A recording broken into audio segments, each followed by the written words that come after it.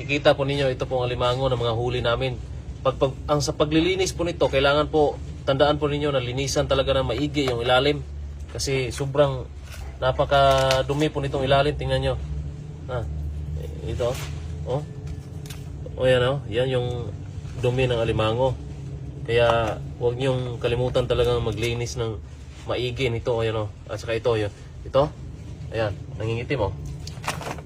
Kulay itim. Ayan. Dapat yung hasang tanggalin po ninyo. Ayan. Kaya ito pa. Tanggalin nyo yung mga hasang. Ayan. Ayan. Ito. Itim na itim yung hasang o. Makikita po ninyo yan. Ayan. Kunin natin. Tingnan mo yun. Mabuhangin. Ayan. Tapos kung pipigain natin yung hasang. Ayan. Pipigain natin mga idol o.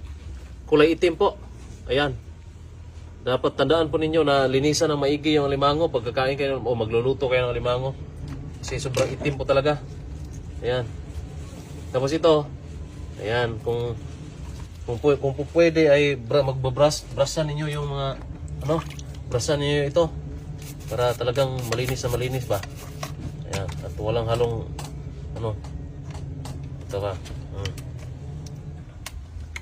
Yan yung para yung sabaw ninyo ay hindi mangingitim.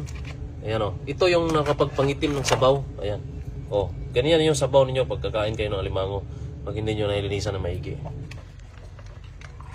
Saka ito. Dito din. Kailangan itong tanggalin. O. Diba? Lalaki ng huli natin mga alimango. Ito pa. Matigas.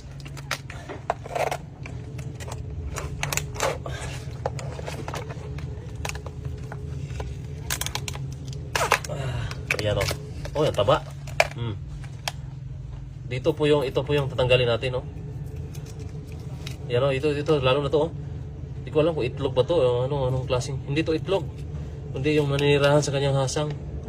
Ayan, dapat tandaan po ninyo, tanggalin nyo talaga ito. Ayan. Oh. Kulay itim yung sabaw. Saka dito, oh.